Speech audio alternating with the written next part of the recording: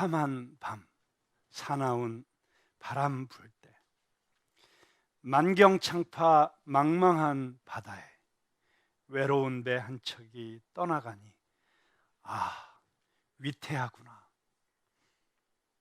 여러분, 혹시 지금 내 인생이 이렇게 망망대해에 홀로 떠있는 조각배 같다는 그런 느낌을 받고 계시는 분이 계십니까? 2절입니다. 비바람이 무섭게 몰아치고 그 성난물 큰 파도 일일 때, 우리 인생에 자주 일어나는 일이지요. 비바람, 성난물, 큰 파도. 지금도 덮쳐오는 그 파도 앞에 맨몸으로 서 있는 것처럼 느껴지는, 혹시 그런 분들이 계시지는 않습니까? 저 뱃사공 어쩔 줄 몰라 하니 가련하구나, 가련하구나. 여러분, 어쩌면 이 외롭고 가련한 인생, 이것이 아마 이 지금 세상을 살아가는 대부분의 사람들의 모습이 아닐까, 이런 생각을 해봅니다. 한번 옆에 계신 분 한번 보시죠. 가련해 보이십니까? 한번 물어보세요. 가련하게 느끼십니까? 네. 자, 3절입니다. 절망 중에 그 사공 떨면서도 한 줄기의 밝은 빛 보고서 배 안에도 하나님 계심 믿고 기도 올린다, 기도 올린다. 저는 이 3절에 나오는 이 가련한 인생의 기도, 이 망망대해에 떠있는 외로운 조각배 같은 그 배에서 홀로 그 거친 파도를 뚫고 나가면서 죽을 힘을 다하고 있는 그 사공의 입에서 터져 나오는 기도가 오늘 우리가 읽은 이 시편의 기도와 같은 기도라고 생각을 합니다. 내 힘으로 이 파도를 넘어서고 이겨보려고 몸부림쳤지만 아무런 소용도 없어서 포기하고 싶을 때, 한 줄기 먹구름을 뚫고 내려오는 빛을 보면서 저 먹구름 뒤에 그래도 하나님이 계시지 않을까 간절하게 소원하면서, 하나님, 나 좀 봐주세요. 하나님, 나 여기 있어요.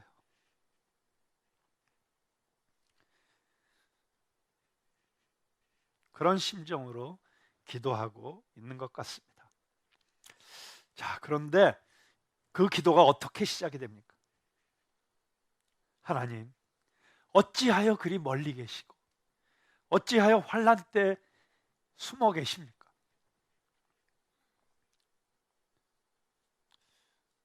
앞으로는 이 설교 전에는 우리 구한나 자매의 특송을 시키면 안 되겠어요. 이렇게 설교하는 거 이렇게 어렵게 만들면 어떡해요?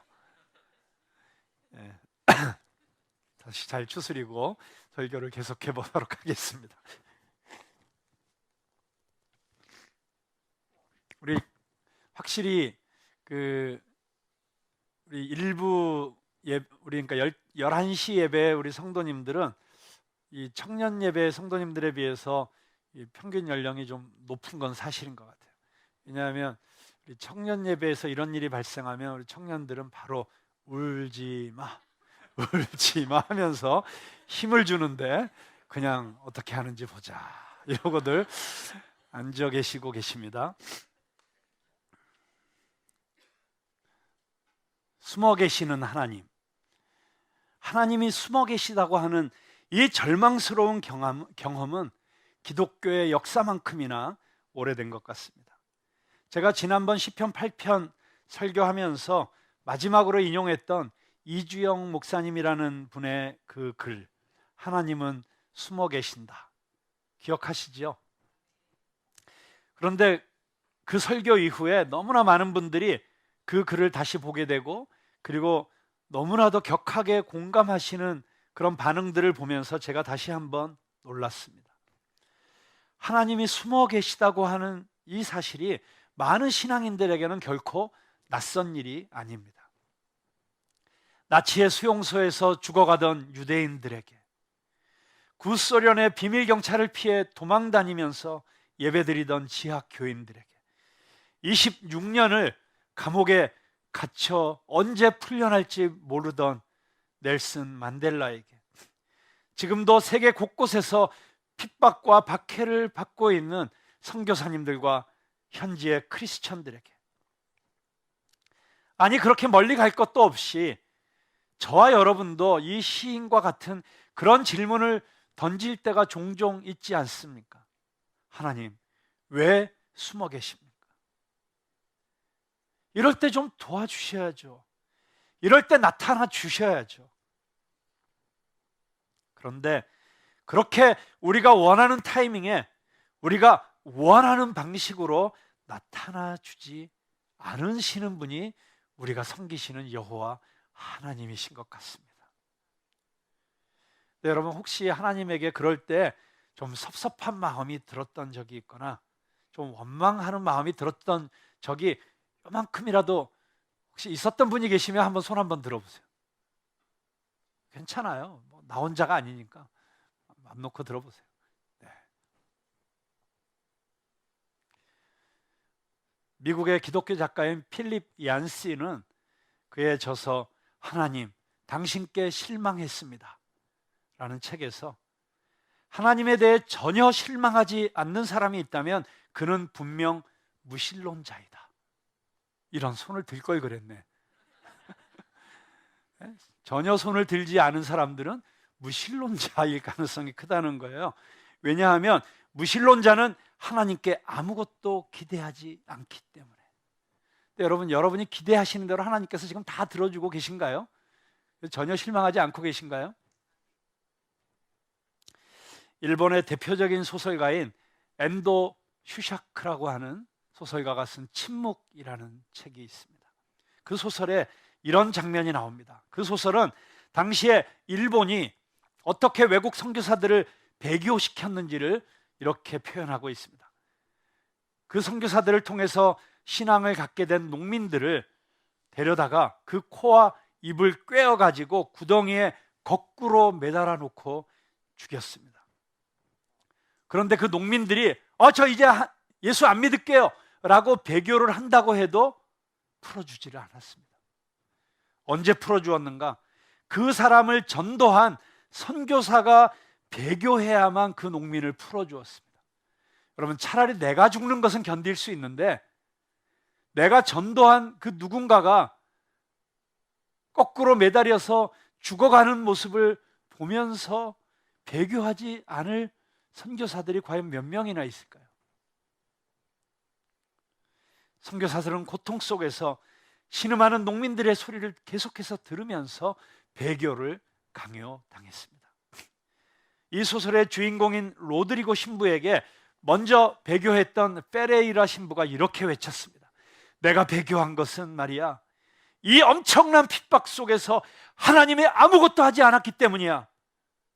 나는 농부들이 구덩이에 넣어진 뒤에 필사적으로 하나님께 기도했지만 하나님은 아무것도 하지 않으셨어.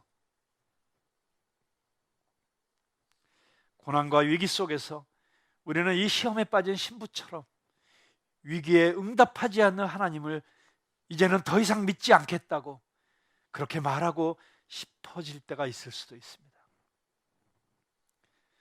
여러분, 그런데 이것은 우리가 잘 알고 있는 성경의 인물들에게도 예외가 아니었습니다. 구약의 욥도 이렇게 고백했습니다. 욥기 23장 8절과 9절의 말씀해 보니까 그러나 내가 앞으로도 가도 그가 아니 계시고 뒤로 가도 보이지 아니하며 그가 왼쪽에서 일하시나 내가 만날 수 없고 그가 오른쪽으로 돌이키시나 배울 수 없구나. 너무 절망적이죠. 하나님을 만나고 싶어서 앞으로도 가도 안 계시고 뒤로 가도 안 계시고 좌로 가도 안 계시고 우로 가도 안 계시는 이런 숨어 계신 하나님에 대한 고백은 이스라엘 민족의 멸망을 경험한 이사야 선지자를 통해서도 다시 한번 강렬하게 표현되고 있습니다. 이사야서 45장 15절에 보면 구원자 이스라엘의 하나님이여 진실로 주는 스스로 숨어 계시는 하나님이시니이다. 이사야 선지자가 경험한 하나님은 스스로 숨어 계시는 하나님. 여러분, 많은 성도들이 하나님의 살아계심을 체험합니다. 그런데 신자들이 동일하게 체험하는 하나님은 숨어 계시는 하나님이십니다. 숨어 계시는 하나님은 하나님을 모르는 사람들에게가 아니라 오히려 하나님을 믿고 의지하는 사람들이 더 많이 체험합니다. 하나님과 친밀한 관계 속에 살았던 분들은 모두 하나님의 임재가 없는, 아니 하나님의 임재가 느껴지지 않는 것 같은 영혼의 어두운 밤이 있었다는 고백을 합니다. 심지어 예수님께서도 이 숨어 계신 하나님을 체험하셨습니다.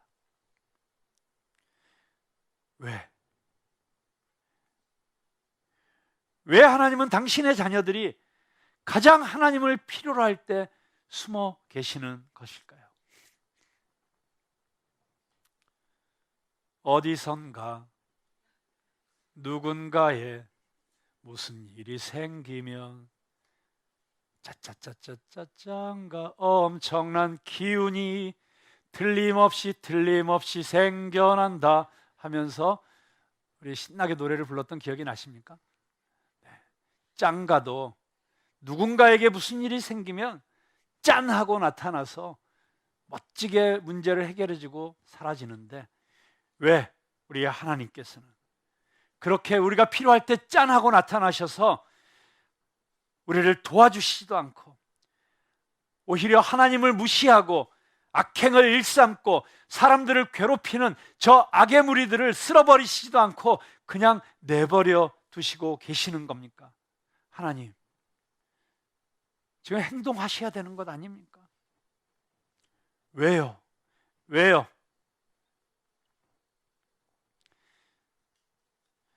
여러분, 지난 수천 년 동안의 구약과 신약의 성경 속에, 그리고 그 이후 초대교회와 중세교회, 그리고 지금까지의 교회의 역사 속에서 이 질문이 계속되고 있다는 것을 여러분이 생각해 보신다면 설마 지금 이 순간 제가 거기에 대해서 정답을 드리리라고 기대하고 있지는 않으시죠? 여기에 대해서 완전한 답을 제가 여러분에게 드릴 수 있을 거라고 혹시 그런 기대를 하고 계신가요? 또 아멘 하시네요. 네, 제가 답을 드릴 수는 있습니다.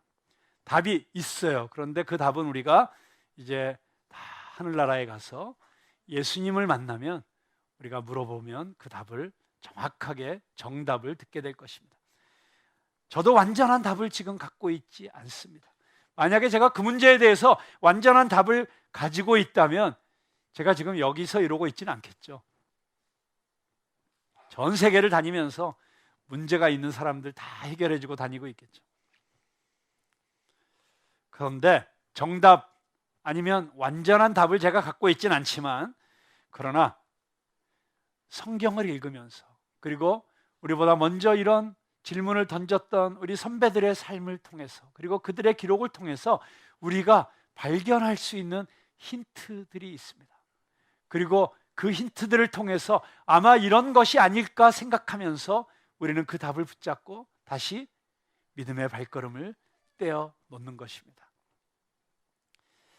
자, 첫 번째로 우리가 생각할 수 있는 것은 아주 역설적이게도 하나님께서는 숨으심으로써 자신을 드러내시는 것 같습니다.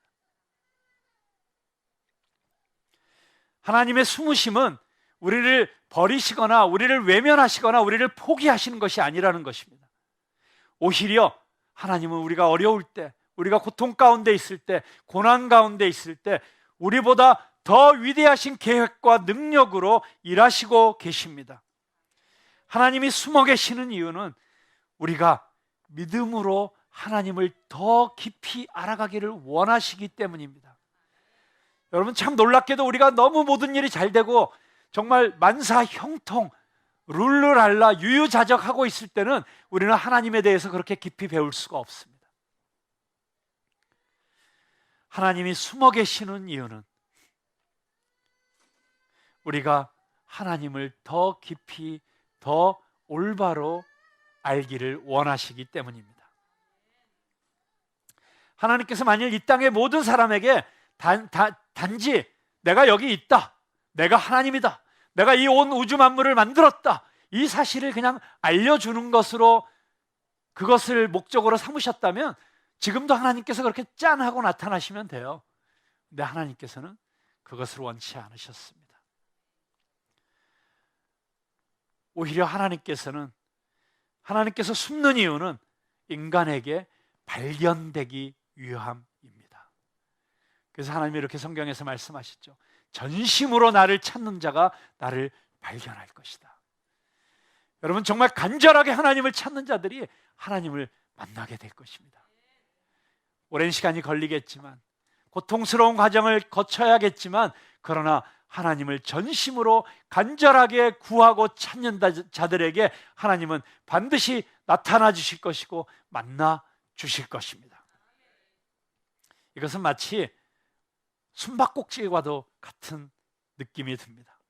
여러분, 숨바꼭질의 즐거움이 무엇입니까? 숨바꼭질은 숨는 데 목적이 있는 것이 아니고 아주 적절한 타이밍에 발견되는 데 그 목적이 있는 게임입니다. 그래서 독일의 마이스터 에크하르트라는 경건주의자는 그 하나님과의 숨바꼭질의 경험을 이렇게 표현했습니다. 하나님은 먼 곳에 숨어 헛기침을 하면서 자신의 위치를 드러내는 사람과 같다. 두 번째로 하나님께서 숨어 계시는 이유, 저는 이렇게 생각해 볼 수 있다고 생각합니다. 하나님이 숨어 계시는 그 기간이 우리의 믿음이 자라는 기간이다. 하나님이 숨어 계시는 그 기간이 우리가 더 성숙하는 시간이고 우리가 더 믿음 안에서 강해지는 시간이다. 여러분, 고난이라고 하는 것은 때로 하나님께서 자신의 위치를 살짝 알려주시는 것과 같은 역할을 합니다. 수많은 사람이 고난의 자리에서 하나님을 만났습니다. 하나님은 자신이 발견되기를 기다리시고 계십니다. 그런데 그 숨어 계시는 하나님을 우리가 간절히 찾아 구하다 만날 때, 그때 우리의 믿음은 더욱 확신 가운데 있게 될 것이고 더욱 강력해질 것입니다.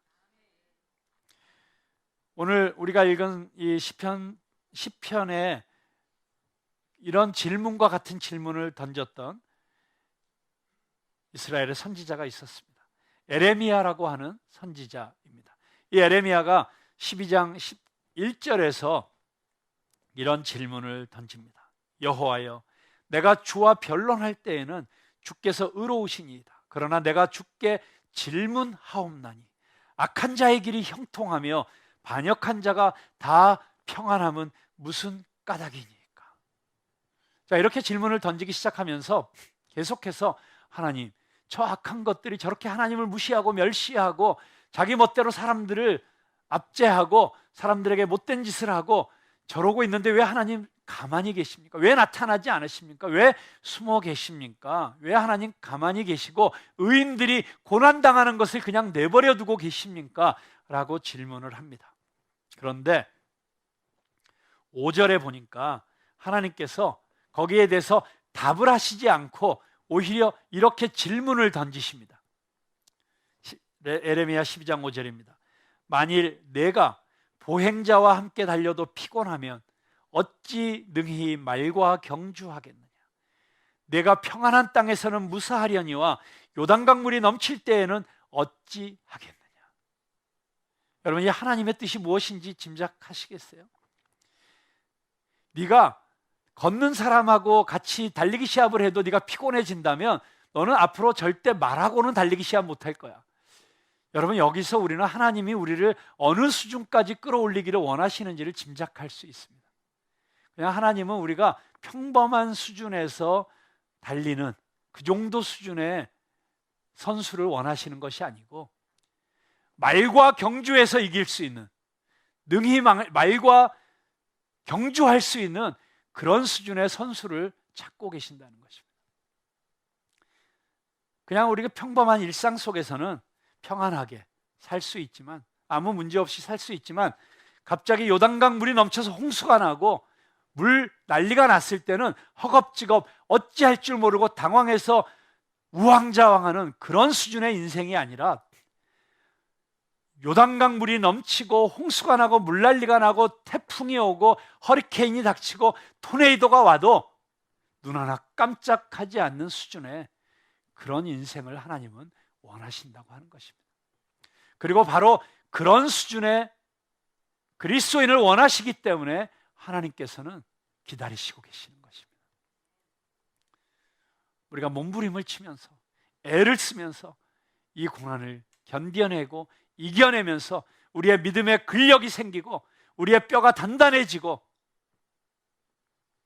우리 안에 강인한 힘이 생길 수 있도록, 그래서 예수님께서 기뻐하시는, 하나님께서 기대하시는 강한 용사, 마이티 워리어, 강한 용사, 저는 여러분들이 그 강한 용사들이 다 되시기를 주님의 이름으로 축원합니다. 여러분, 교회가 유치원 수준에 머물고 있으면 안 돼요.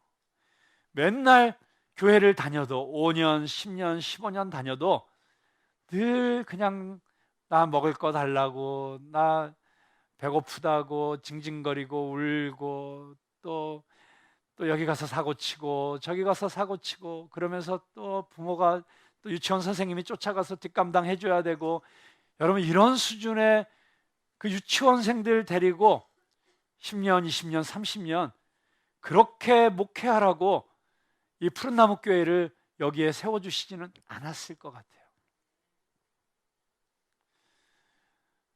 여기가 어떤 땅입니까? 지구상에서 가장 주차비가 비싼 곳 중에 한 곳인 청담동입니다. 어제도 우리 아티스트들이 좀 와가지고 차를 제대로 이렇게 못된 분들이 여기저기 좀 왔다 갔다 하고 됐는데, 거의 그냥 발렛비로 딴 데 하루 종일 주차비가 나갈 정도의 뭐 이런 땅에서 우리가 왜 예배를 드려야 됩니까? 당장 문을 열고 나가면 전 세계에 가장 화려한 모든 명품들이 즐비하게 깔려 있고, 전 세계에서 좁은 면적 안에 최고급 차들이 가장 많이 다니고 있는, 그러니까 이렇게 보면 하면서 거의 그 명품 잡지를 보고 있는 듯한 이런 땅에서 우리가 유치원 수준의 신앙생활을 해가지고는 절대로 여기서 우리가 하나님이 기뻐하시는 그런 수준의 공동체를 만들 수가 없습니다. 이 거대한 물질주의와 탐욕과 쾌락주의와 이런 도도한 흐름에 맞서서 그 영적 전쟁에서 싸울 수 있는 능력 있는 그리스도인들을 하나님은 키워내시기 원하시는 것입니다. 그렇기 때문에 하나님께서는 여러분들이 힘들고 어려운 시간을 지날 때 당장 나타나셔서 도와주고 싶지만 꾹 참고 기다리시고 계시는 거예요. 꾹 참고. 너를 더 강한 자식으로 키우시겠다는 것입니다. 마치 독수리가 새끼들을 하늘 높이 데리고 올라가서 떨어뜨리듯이, 호랑이가 새끼들을 절벽 아래로 떨어뜨려서 기어 올라오게 하듯이, 지금 당장 도와주면 더 성장할 수 없기 때문에, 더 큰 짐을 감당할 수 없기 때문에, 더 어려운 상황을 견뎌낼 수 없기 때문에 지금 힘들어도 하나님께서는 숨어서 지켜보신다는 것입니다. 그렇기 때문에 하나님의 부재를 경험하며 씨름했던 수많은 그리스도인들이 놀랍게도 똑같이 고백하는 것이 있습니다. 하나님은 숨어 계셨지만 나와 함께하고 계셨다. 숨어 계시지만 여전히 나를 포기하지 않으셨고 나를 버리시지도 않으셨던 하나님, 나의 인생에 가장 선한 일을, 가장 위대한 일을 이루시기 위해서 하나님이 일하고 계셨음을 결국에는 깨닫게 된다고 하는 것입니다. 지금 내가 이해할 수 없는 더 큰 그림을 하나님은 가지고 계신다는 것입니다. 저도 제 짧은 인생 돌이켜보니까 참 많은 우여곡절이 있었더라고요. 이 자리에 계신 분 중에 많은 분들이 아는 것처럼 한 4년 정도 우울증 때문에 폐인처럼 쓰러져서 내 인생이 이대로 끝나는 게 아닌가, 절망 속에서 견뎌내야 했던 시간도 있었고요. 또 제가 제 젊음을 다 바쳐서 이루어내려고 애썼던 그런 일들로부터 떨어져 나와야 했던 그런 아픔도 있었고, 그런 수많은 고통이 있었고 아픔이 있었습니다. 근데 지금 돌이켜 보니까 그 모든 일들이 다 지금 하나님께서 주시는 새로운 꿈과 비전을 위해서 저를 준비시켜 주시는 시간이었더라고요. 그래서 아까 우리가 같이 고백한 것처럼 주의 은혜라, 주의 은혜라. 내 평생 사는 동안 내가 걸어온 모든 일들, 내가 겪은 모든 일들이 다 은혜였다고 고백할 수밖에 없는 것입니다. 나의 영적인 유익과 성장을 위해서, 나를 더 높은 곳에 올라가도록 이끄시기 위해서 일하시는 하나님. 그래서 모든 기독교인들은 로마서 8장 28절을 고백할 수밖에 없습니다. 우리가 알거니와 하나님을 사랑하는 자, 곧 그 뜻대로 부르심을 입은 자들에게는 모든 것이 합력하여 선을 이루느니라. 아멘이십니까? 내가 지금 느낄 수 없어도, 내 눈에 지금 아무 증거 보이지 않아도 하나님은 우리와 함께 계십니다. 불꽃 같은 눈동자로 나를 지켜보고 계십니다. 나를 위해 일하고 계십니다. 그 놀라운 깨달음을 우리에게 깨닫게 해주는 참 감동적인 시가 한편 있지요. 여러분 아마 다 들어보셨을 것입니다. 그러나 이 자리에 혹시 단 한 명이라도 이 시가 필요한 사람이 있다면 우리 모두가 다시 한번 그 시를 들어볼 가치가 있다고 생각을 합니다. 우리 송문정 감독님, 시를 읽고 이런 때는 분위기를 멋있게 만들어주시는 사명을 잘 감당해 주시기 바랍니다.